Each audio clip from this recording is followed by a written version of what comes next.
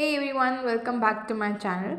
So in today's video, we are going to discuss 5 important PYQs from UGC NET Management Unit 3. So let's start with question number 1.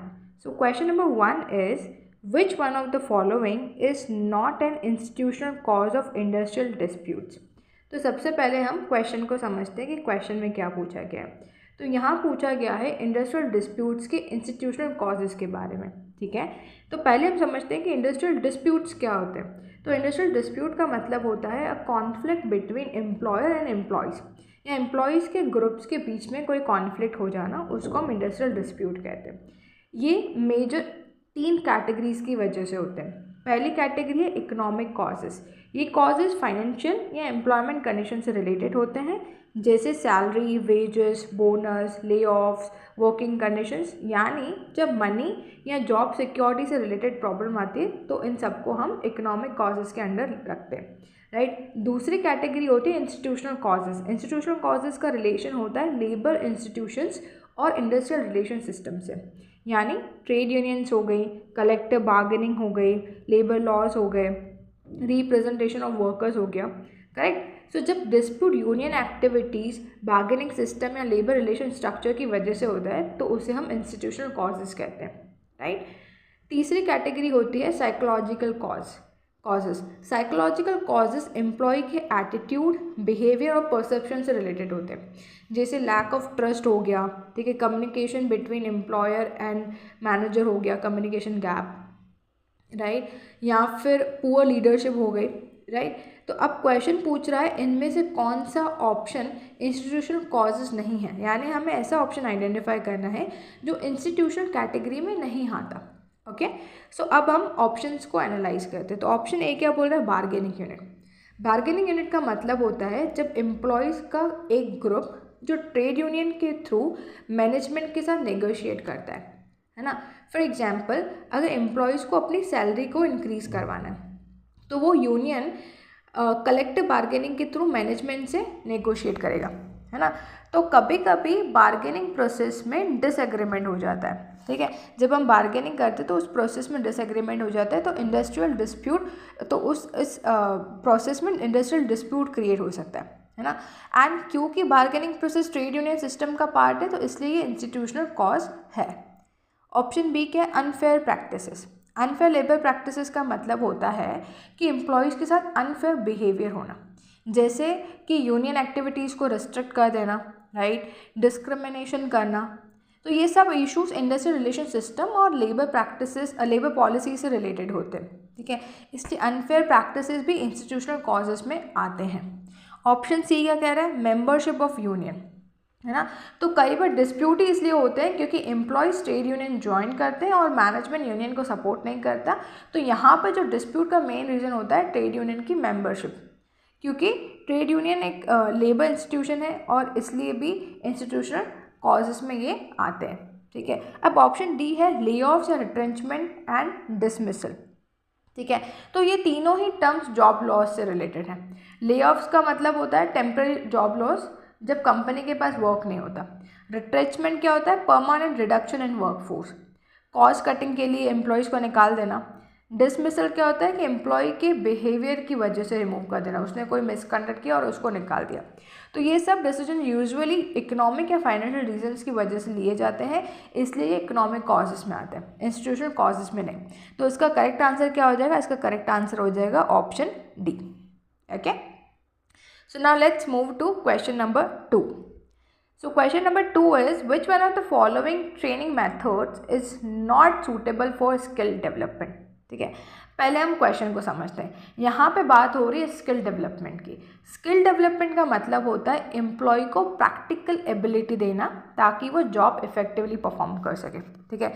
जैसे उसको कोई machine operate करनी है, correct, या फिर उसको कोई टेक्निकल वर्क करना है, या उसको कोई टूल यूज़ करना है, ठीक है, या फिर उसको कोई टास्क परफॉर्म करना है प्रैक्टिकली। तो इसके लिए जनरली हैंड्स ऑन ट्रेनिंग और प्रैक्टिस बेस्ड मेथड्स ज़्यादा इफेक्टिव होते हैं। अब इस क्वेश्चन में पूछ रहा है इनमें से कौन सा ट्रेनिंग मेथड स्किल डेवलपमेंट के लिए सूटेबल नहीं है, यानी हमें ऐसा ऑप्शन आइडेंटिफाई करना है जिसमें प्रैक्टिकल ट्रेनिंग या स्किल डेवलप नहीं हो रही है, ठीक है। अब हम ऑप्शंस को समझते हैं। ऑप्शन ए क्या बोल रहा है, वेस्टिब्यूल ट्रेनिंग। अब वेस्टिब्यूल ट्रेनिंग क्या होता है, वेस्टिब्यूल ट्रेनिंग एक of the job training method है जिसमें ट्रेनिंग जो होती है वो एक्चुअल वर्क प्लेस से अलग दी जाती है। मतलब जहाँ पे आप काम करोगे वहाँ पे नहीं दी जाती है, एक कहीं दूसरे जॉब सेंटर में, ट्रेनिंग सेंटर में आपको ट्रेनिंग दी जाती है, ठीक है। पर जो उसका इन्वायरमेंट होता है वो रियल जॉब जैसा ही क्रिएट किया जाता है, ठीक है। जैसे अगर एक फैक्ट्री वर्कर है, उसको मशीन चलाना सीखनी है, तो उन्हें ट्रेनिंग सेंटर में सेम टाइप की मशीन्स पे प्रैक्टिस कराई जाती है ना। इसका ये एडवांटेज होता है कि एम्प्लॉय सेफली प्रैक्टिस कर सकते हैं, ठीक है, और उनका प्रोडक्शन प्रोसेस जो है वो डिस्टर्ब भी नहीं होगा, राइट, और उनकी जो प्रैक्टिकल स्किल्स है वो भी डेवलप हो जाएंगी, ओके। इसलिए वेस्टिब्यूल ट्रेनिंग स्किल डेवलपमेंट के लिए सूटेबल मेथड है। तो ऑप्शन ए तो इसका आंसर नहीं हो सकता, इसको हम एलिमिनेट कर देंगे। ऑप्शन बी क्या बोल रहा है, option B is programme learning. Programme learning जो है वो एक सेल्फ इंस्ट्रक्शनल लर्निंग मेथड है, ओके। इसमें क्या होता है, इसमें learning material small logical steps में डिवाइड होते हैं और लर्नर को हर स्टेप पर फीडबैक मिलता है, ठीक है। पहले हम उसको स्टेप बाय स्टेप डिवाइड करेंगे और फिर हर एक स्टेप पर उसको फीडबैक मिलता रहेगा, राइट। तो इस मेथड में लर्नर क्या करता है, प्रॉपर इंस्ट्रक्शंस को फॉलो करता है और इससे क्या हो जाता है, स्टेप बाय स्टेप भी प्रॉब्लम जो होती है वो सॉल्व करता है, राइट, और अपनी वो प्रोग्रेस को चेक करता रहता है। ये मेथड मेनली प्रोसीजरल नॉलेज और टास्क लर्निंग में हेल्पफुल होता है, इसलिए ये स्किल को इम्प्रूव करने में भी यूजफुल हो सकता है, स्पेशली कॉग्निटिव स्किल्स के लिए, ठीक है। तो ऑप्शन बी भी इसका करेक्ट आंसर नहीं है, इसको भी अपन एलिमिनेट कर देंगे क्योंकि हमें वो आइडेंटिफाई करना है जो सूटेबल मेथड नहीं है, ठीक है। अब ऑप्शन सी देखते हैं, लेक्चर्स। अब लेक्चर क्या होता है, लेक्चर मेथड में ट्रेनर इन्फॉर्मेशन जो होती है वो वर्बली एक्सप्लेन करता है ना। ये मेथड मोस्टली यूज़ होता है जहाँ पे अपन को थियोरेटिकल नॉलेज देना हो, राइट, या फिर कोई कॉन्सेप्ट एक्सप्लेन करना हो या लार्ज ग्रुप को ट्रेन करना हो, राइट। पर ये जो लेक्चर मेथड में प्रैक्टिकल डेमोन्स्ट्रेशन नहीं होता, कोई भी हैंड्स ऑन प्रैक्टिस नहीं होती, लर्नर्स एक्टिवली प्रैक्टिस नहीं करते, इसलिए लेक्चर मेथड जो है प्रैक्टिकल स्किल्स डेवलप करने के लिए इफेक्टिव नहीं होता, है ना।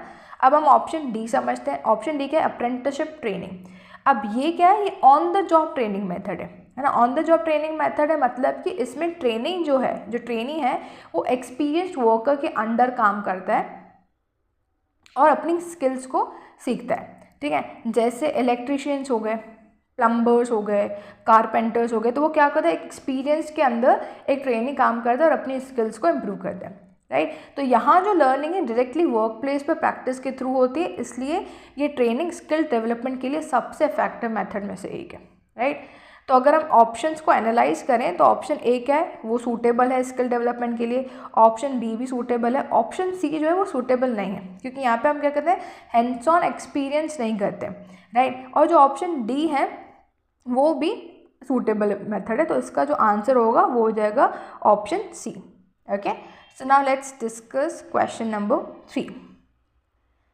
Question number 3 is, which one of the following is not a mechanism of HRD system maturity score, HRD scorecard developed by TVRLS India, right? अब सबसे पहले हम समझते हैं कि HRD scorecard का कॉन्सेप्ट क्या है ना।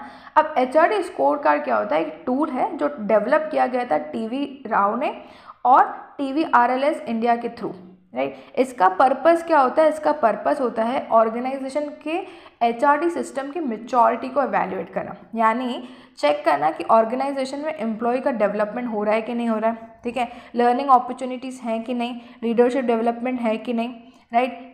ये सब learning opportunities, leadership development, HR practices, ये कितने स्ट्रॉन्ग और इफेक्टिव हैं, राइट। सो HRD स्कोर कार्ड में कुछ इंपॉर्टेंट मैकेनिज्म्स होते हैं जो एम्प्लॉयज़ को डेवलप करने में हेल्प करते हैं, ठीक है।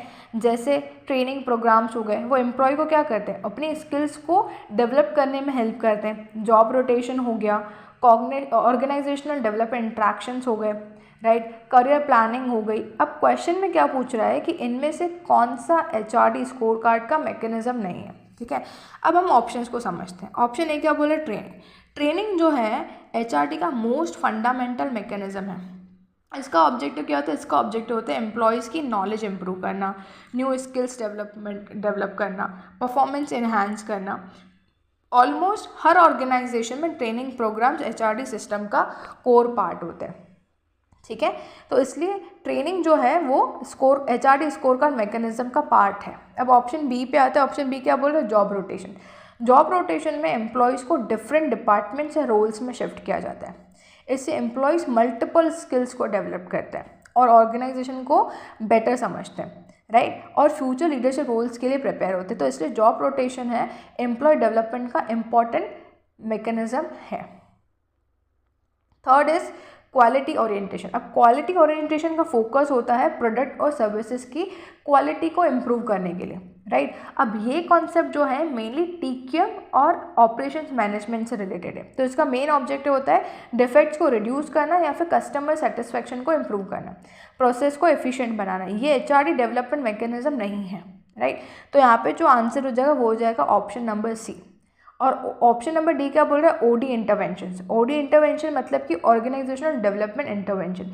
इसका ऑब्जेक्टिव होता है ऑर्गेनाइजेशनल इफेक्टिवनेस को इम्प्रूव करना, टीम वर्क को इन्हांस करना, ऑर्गेनाइजेशन के कल्चर को डेवलप करना, है ना। जैसे आपने देखा होगा कि ऑर्गेनाइजेशन में टीम बिल्डिंग प्रोग्राम्स होते हैं, सेंसिटिविटी ट्रेनिंग्स होती हैं, चेंज मैनेजमेंट इनिशिएटिव्स लिए जाते हैं। तो ये सब क्या है? ये HRD सिस्टम का इंपॉर्टेंट मैकेनिज्म है। तो इसलिए इसका करेक्ट आंसर क्या हो जाएगा? ऑप्शन सी, क्योंकि हमें वो आइडेंटिफाई करना है जो मैकेनिज्म नहीं है। तो कौन सा मैकेनिज्म नहीं है? Quality orientation. ये TQM से रिलेटेड है। अब हम आते हैं नेक्स्ट क्वेश्चन पर। The question number 4 is which one of the following is a disadvantage of critical incident method of performance appraisal. अब यहाँ पे बात हो रही है क्रिटिकल इंसिडेंट मेथड की, जो एक परफॉर्मेंस अप्रेजल टेक्निक है, ठीक है। अब इस मेथड में मैनेजर क्या करता है? इस मेथड में मैनेजर एम्प्लॉय के इंपॉर्टेंट बिहेवियर और इंसिडेंट्स रिकॉर्ड करता है जो परफॉर्मेंस को सिग्निफिकेंटली अफेक्ट करते हैं, राइट। ये इंसिडेंट जनरली 2 टाइप्स के होते हैं। पहला होता है एक्सट्रीमली इफेक्टिव बिहेवियर एंड दूसरा होता है एक्सट्रीमली इनइफेक्टिव बिहेवियर। मैं आपको एग्जांपल से समझाती हूँ। देखो, अगर एम्प्लॉय ने किसी प्रॉब्लम को वेरी एफिशिएंटली सॉल्व किया तो मैनेजर उस इंसिडेंट को रिकॉर्ड करेगा।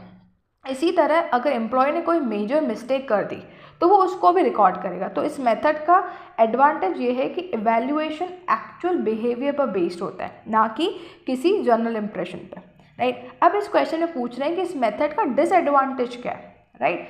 तो अब हम ऑप्शंस को स्टडी करते हैं। अब ऑप्शन ए क्या बोल रहा है? स्टैंडर्ड्स में बी अनक्लियर। अब इस मेथड में परफॉर्मेंस इवैल्यूएशन स्पेसिफिक इंसिडेंट्स पर बेस्ड होते हैं, राइट। इसलिए बिहेवियर जो होता है वो क्लियरली डॉक्यूमेंट होता है, तो इसलिए स्टैंडर्ड्स अनक्लियर होने का कोई इशू जनरली नहीं होता, राइट। ऑप्शन बी क्या है? Time consuming. अब टाइम कंज्यूमिंग क्यों है? मैनेजर्स को कंटिन्यूसली इंसिडेंट्स को ऑब्जर्व और रिकॉर्ड करना पड़ता है, राइट। इसलिए इस प्रोसेस में टाइम लग सकता है, लेकिन ये एग्जाम पर्सपेक्टिव से ये मेन कॉन्सेप्चुअल डिसएडवांटेज नहीं माना जाता, ओके। तो ये भी डिसएडवांटेज नहीं है। ऑप्शन सी क्या बोला? डिफिकल्ट टू रेट और रैंक एम्प्लॉयज़। अब इस क्रिटिकल इंसिडेंट मेथड में इंसिडेंटिव क्वालिटेटिव फॉर्म में रिकॉर्ड होते हैं, न्यूमेरिकल स्कोर्स नहीं होते, इसलिए मैनेजर को डिफ़िकल्टी होती है कि एम्प्लॉय को कंपेयर करने में, उसके रैंकिंग असाइन करने में या फिर उसको ओवरऑल परफॉर्मेंस रेटिंग देने में। तो ये जो है वो मेजर डिसएडवांटेज है, राइट। तो इसका आंसर क्या हो जाएगा? Option C. अब ऑप्शन डी को समझते हैं। ऑप्शन डी क्या है? Hello effect bias can be a problem. अब हेलो इफेक्ट तब होता है जब इवैल्यूएटर को ओवरऑल इवैल्यूएशन को इन्फ्लुएंस करता है, राइट। अब critical incident method actually hello effect को रिड्यूस करता है, क्योंकि इवैल्यूएशन स्पेसिफिक बिहेवियर या एग्जाम्पल्स पर बेस्ड होते हैं, राइट। इसलिए ये डिसएडवांटेज नहीं है। तो इसका आंसर क्या हो जाएगा? Option C. Now let's discuss the question number 5। अब क्वेश्चन नंबर 5 क्या बोल रहे हैं? Arrange the roles in decreasing order of involvement in the process of change. अब इस क्वेश्चंस में हमें रोल्स को अरेंज करना है हाईएस्ट इन्वॉल्वमेंट से लोएस्ट इन्वॉल्वमेंट तक, ठीक है। अब हम ऑप्शंस देखते हैं। ऑप्शन में क्या दिया हुआ है? Implementation team, consultant, task forces, corporate management और चीफ इम्प्लीमेंटर। अब यहाँ पे जो पहला स्टेप होगा या पहला रोल होगा जिसका इन्वॉल्वमेंट सबसे ज़्यादा है, वो होगा चीफ इम्प्लीमेंटर, जो क्या कहते हैं? चेंज प्रोसेस का मेन लीडर होते हैं और यही रिस्पॉन्सिबल होते हैं चेंज स्ट्रेटजी को इम्प्लीमेंट करने के लिए, डिफरेंट टीम्स के साथ कोऑर्डिनेट करने के लिए और प्रॉब्लम सॉल्व करने के लिए। तो इसलिए इनका इन्वॉल्वमेंट क्या होगा? सबसे ज़्यादा होता है। फिर आती है हमारी इम्प्लीमेंटेशन टीम। वो लोग होते हैं जो चेंज को प्रैक्टिकली इम्प्लीमेंट करते हैं, जैसे नई पॉलिसी को लागू कर दिया, राइट, या नए सिस्टम या प्रोसेस इम्प्लीमेंट करना, एम्प्लॉयज़ को ट्रेनिंग देना, इसलिए इनका इन्वॉल्वमेंट भी काफ़ी ज़्यादा होता है। फिर आते हैं हमारे टास्क फोर्सेस। ये जो होते हैं ये टेम्प्रेरी टीम्स होती है जिन्हें स्पेसिफिक प्रॉब्लम या प्रोजेक्ट को हैंडल करने के लिए बनाया जाता है। ये चेंज प्रोसेस में सपोर्ट करती है लेकिन पूरे प्रोसेस को लीड नहीं करती। हाँ, अब फोर्थ है कॉर्पोरेट मैनेजमेंट। कॉर्पोरेट मैनेजमेंट का रोल मेनली डिसीजन मेकिंग और स्ट्रेटेजिक डायरेक्शन देने का होता है। ये पॉलिसीज अप्रूव करते हैं लेकिन डेली इम्प्लीमेंटेशन में सीधा इन्वॉल्व नहीं आते, है ना। फिर आते हैं कंसल्टेंट्स। इनका इन्वॉल्वमेंट सबसे कम होता है, ठीक है। ये मेनली गाइडेंस देने के लिए होता है, इसलिए ऑर्गेनाइजेशन के अंदर चेंज को डायरेक्ट इम्प्लीमेंट नहीं करते, राइट। तो डिक्रीजिंग ऑर्डर इन्वॉल्वमेंट क्या होगा? Chief implementer, implementation team, task forces, corporate management and consultant. Okay, so these were the 5 important unit 3 PYQs. So if you found this detailed explanation helpful, let me know in the comments. I will continue this PYQ series in the next video. And yes, don't forget to like, share and subscribe so that you don't miss the next class. Thanks for watching.